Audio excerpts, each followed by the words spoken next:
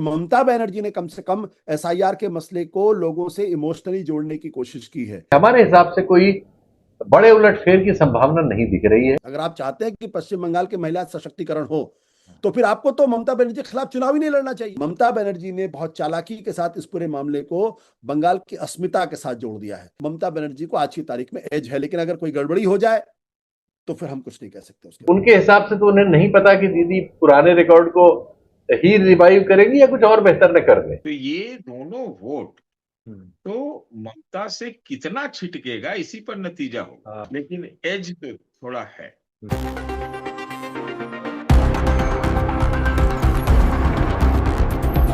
तो क्या ममता बनर्जी भी अपने जीवन का एक मुश्किल चुनाव लड़ रही हैं, और क्या ये चुनाव इतना मुश्किल है कि ऑल वर्सेस ममता, तो अभी भी ममता उसमें टिकी हुई है, ममता मजबूत कंटेंडर है इतने बड़े फोर्स के सामने भी, तो किस तरह से इसे देखा जाए? देखिए, समाचार तो इस बार के चुनाव का यही है। ये दो ही सुर्खियां होगी ना, कि तमाम प्रयासों के बावजूद अगर ममता जीत जाती तो यही होगा एक सुर्खी, और दूसरी सुर्खी ये हो सकती है कि ममता हार गई। यही दो है ना, यही दो सुर्खियां होगी। हाँ, ममता कुछ भी कर लीजिए, वे बिहार को लेकर के या बाकी जगहों को लेकर मोटे तौर पे हवा लग जाता है कि क्या होगा। बोला आदमी बोले कुछ भी, लेकिन हवा लग जाती है कि भाई ये हो सकता है कि ये थोड़ा आगे ये पीछे, ये हो जाता है। अभी ये किसी को यकीन नहीं हो रहा है कि क्या ममता चुनाव हार भी सकती है क्या। बिल्कुल, क्योंकि इस बार का ममता का जो चुनाव प्रचार, चुनाव लड़ने की जो शैली है, वो थोड़ा सुर्खियों से दूर रहने वाली। तो जमीन पर उन्होंने क्या किया, एसआईआर का फायदा लिया, क्या उनको उसमें घाटा हो गया, वोट कटे तो कितने कटे और इनका ज्यादा कटा, क्या हुआ। तीसरा कि जो मैं इसको डीबीटी बोलता हूँ, एक डायरेक्ट बेनिफिट ट्रांसफर होता है ना, केंद्र सरकार वाले आते हैं बैंक के खातों वातों में, और जैसे उसको जो आप डिजिटली उसको देते हैं तो उसको डीबीटी नाम पड़ गया, हालांकि आया था तो यूपीए काल में कई चीज। तो वहां पर दीदी बेनिफिट ट्रांसफर है। तो एक दीदी बेनिफिट वाला ट्रांसफर है, वो कई तरह की स्कीम है, सबका नाम मुझे याद नहीं, रूपश्री और कई स्कीम चल रही लक्ष्मी है का सर। यहाँ पर। हाँ, और वो मैंने पाया है, मैं बंगाली समाज से यहाँ जो हम जहाँ रहते हैं वहाँ लोगों से मिलता रहता हूँ, तो लोग ये बोलते हैं कि ये दिया है, वो दिया, लड़की का शादी में दिया, ये किया, वो देता है, ये सब वगैरह वगैरह। तो वो उनका एक बहुत मजबूत प्लैंक है। जो उसके अलावा दूसरा जो है, और खास तौर से महिलाओं के लिए, महिलाओं के तो वो दीदी है ना। और तीसरा जो है वो आप समझिए मुसलमानों का है कि नहीं। तो मुसलमान और बहुत परसेंट है भाई, 30% के लगभग है, और महिला तो 50% हो जाती है। तो ये दोनों वोट तो ममता से कितना छिटकेगा इसी पर नतीजा होगा, है ना। तो कुछ शहरी क्षेत्रों में तो हो सकता है कि महिलाओं का भी वोट छिटके, लेकिन अ, लगता है कि एकदम से ज्यादा ज्यादा मैं भी अभी भी मैं कहूंगा, अभी भी मैं कहूंगा कि ममता को ज्यादा नहीं, पिछली बार जैसा नहीं, लेकिन एज तो थोड़ा है, ये हम कह सकते हैं। लेकिन ज्यादा एज नहीं है, ये भी कहना पड़ेगा।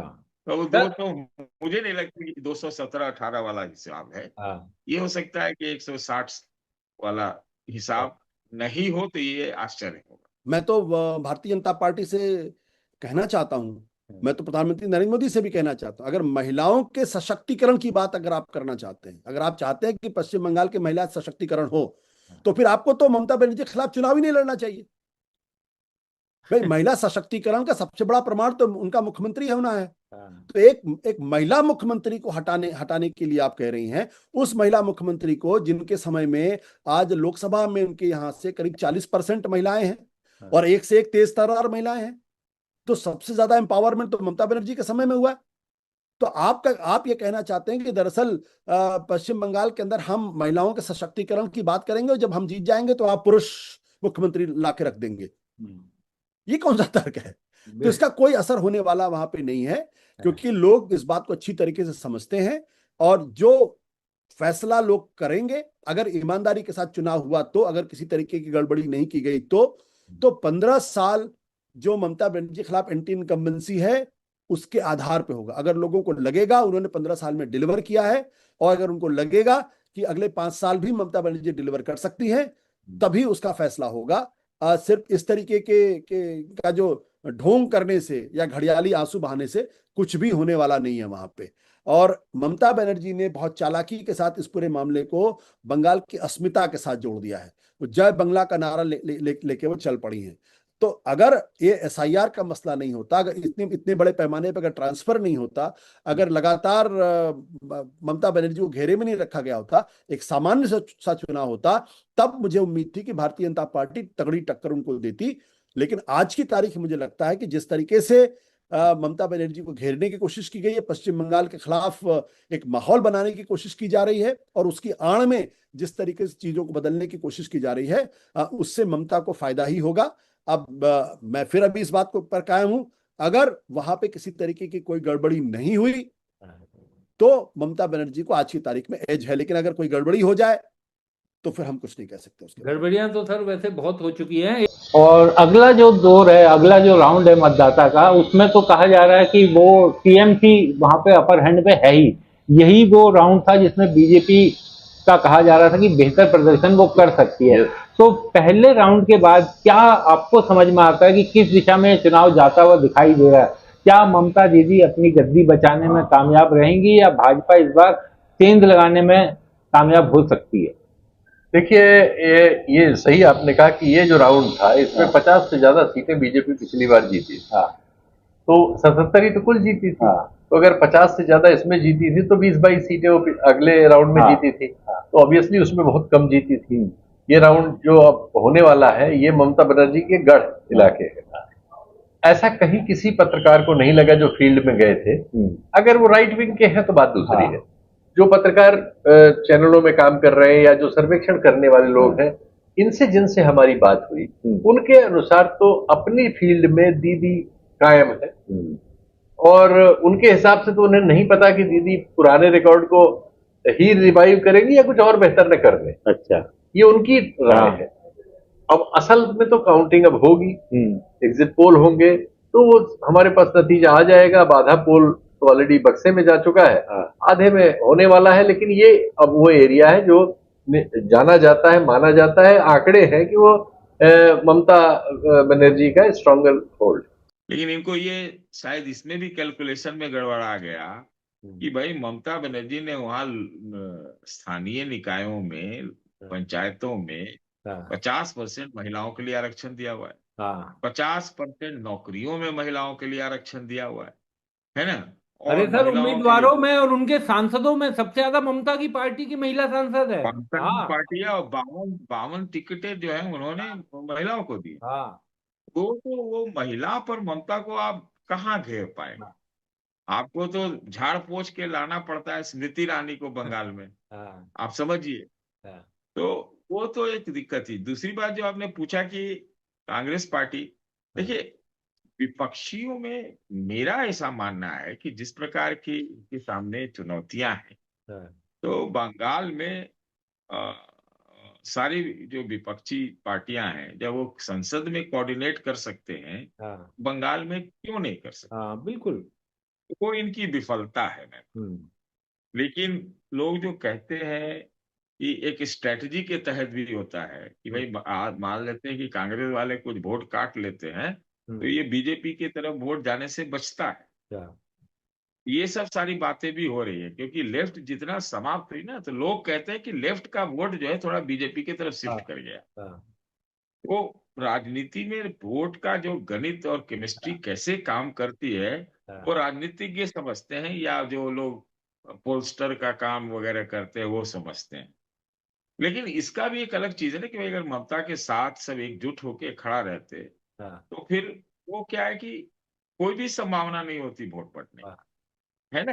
बिल्कुल। मतलब उस ढंग से पूरा मैसेजिंग जाता है। ये बात बिल्कुल सही है भाई, ममता कांग्रेस की ही पैदाइश है। तो अंदर अंदर बातचीत हुई होगी या हो रही होगी, हम इससे तो नहीं इनकार कर सकते, हम नहीं कर सकते, है ना। बिल्कुल। ये हो सकता है कि हो। और इतना ही, अगर कांग्रेस को बहुत ज्यादा वोट चाहिए या बंगाल में पैठ बनाना हो तो ये लोग भी जाके जम के चुनाव प्रचार करते, कितना किया है। नहीं किया ये सर भी उस आप पर। हाँ नहीं बिल्कुल। किया। तो करने से भी तो एक मैसेजिंग हो जाती है ना कि भाई देखो ये लोग बहुत जोरदार के लग रहे हैं, है ना। तो ज्यादा लग रहे हैं तो कैसे होएगा भाई, अगर नहीं लगते हैं तो क्या होगा, है ना। तो ये बिल्कुल। इसका मतलब क्या है। बिल्कुल सही बात। बहुत बहुत शुक्रिया सर, आप जुड़े और इस बंगाल चुनाव बहुत ही महत्वपूर्ण क्योंकि चुनाव है, इस पर बातचीत की। बहुत बहुत शुक्रिया सर। एसआईआर की वजह से भले ही बिहार के अंदर या बिहार के जो हमारे नेता थे वो उसको उसको इमोशनल कलर नहीं दे पाए, लेकिन ममता बनर्जी ने कम से कम एसआईआर के मसले को लोगों से इमोशनली जोड़ने की कोशिश की है। और और वो जिस तरीके से सुप्रीम कोर्ट में जाकर वो खुद पेश हुई और लगातार वो इसको लेकर लड़ाई लड़ती हुई दिखाई पड़ रही है, लोगों के बीच में लगातार जा रही हैं, तो वो दरअसल ये बताने की कोशिश कर रही हैं कि मेरे मुख्यमंत्री रहते हुए मेरे जितने बस में है मैं आपके हक के लिए लड़ाई लड़ रही हूं। और यहां कोशिश ये हो रही है, जो इनडायरेक्टली वो कहने की कोशिश कर रही है कि दरअसल ये सब कुछ बीजेपी के इशारे पे किया जा रहा है, सरकार के इशारे पे किया जा रहा है। और इसलिए मुझे लगता है कि जो कुछ भी एंटी इनकम्बेंसी माफ करिएगा ममता बनर्जी के खिलाफ होगी या रही होगी, उसको काफी हद तक एसआईआर को बड़ा मुद्दा बना के उन्होंने न्यूट्रलाइज करने की कोशिश की। गृह मंत्री दावा कर रहे हैं कि हमें इसका फायदा मिलेगा, उधर ममता बनर्जी और उनकी पार्टी का ये कहना है कि इसमें लोगों का गुस्सा भी एसआईआर के खिलाफ दिखाई दे रहा है, इसलिए ये 100% यानी टोटल लगभग मतदान, क्योंकि अभी एक चरण का मतदान बाकी है। हालांकि ज्यादातर सीटों पर मतदान हो गया है और ये वो इलाका है जहां भाजपा को पिछली बार बहुत अच्छी सफलता मिली। तो इसलिए भाजपा और क्या कहेगी अगले चरण के चुनाव के लिए, तो कहेगी नहीं कि इसमें हमें कमजोरी हो गई या कुछ हो गई। तो ये तो पॉलिटिकल बयान है, इसलिए उसमें बहुत हमें नहीं लेना चाहिए। जो वहां से वस्तुस्थिति आई है उससे ये लग रहा है कि अभी ये आकलन कोई नहीं कर पाया है कि जो डरे हुए लोग लौटे थे, इन्होंने इस डर के रिएक्शन में किसको चुना। उन्होंने उस डर पैदा करने के लिए मोदी सरकार को, चुनाव आयोग को, गृह मंत्रालय को जिम्मेदार समझा या ममता बनर्जी को जिम्मेदार समझा। अगर उन्होंने इनको जिम्मेदार समझा तो वो ममता की तरफ जा सकते हैं या कहीं और जा सकते हैं। अगर ममता को जिम्मेदार समझा तो बीजेपी की तरफ आ सकते हैं। अगर सांप्रदायिक आधार पर वो ध्रुवीकृत हो गए तो बीजेपी की तरफ आ सकते हैं। यही सब कारण है। लेकिन शीतल जी, अगर किसी को वोट कटने का खतरा था और एसआईआर के खिलाफ अगर ये मत है तो उनका गुस्सा तो स्वाभाविक लगेगा कि बीजेपी की तरफ या मोदी सरकार की तरफ। वो राज्य सरकार पे कैसे आएगा? सामान्य सोच नहीं पहुंचती है जो आप कह रहे हैं। मैं भी इससे सहमत हूँ। सामान्यतया यही लगता है, लेकिन बहुत सारी चीजें ऐसी होती हैं कि हम समझते हैं कि ये सही है, ऐसे हुआ होगा, बाद में वो सही नहीं होती। तो हम लोग पत्रकार हैं, हमें तो दोनों ऑप्शन देख के चलना होता है। तो हम अभी फिलहाल यही देख सकते हैं कि हमारे हिसाब से कोई बड़े उलटफेर की संभावना नहीं दिख रही है, लेकिन हो सकता है यदि हो रहा होगा तो देखिए। बड़े उलटफेर की संभावना यानी आपको लग रहा है कि जो ऐसे दावा है, अमित शाह और मोदी जी दावा कर रहे हैं कि हमने पलट दिया, उनके लोग कह रहे हैं हमने इस बार 3 अंकों से ज्यादा अभी पा लिया, उनकी बात है। इसका कोई तथ्य नहीं दिया उन्होंने।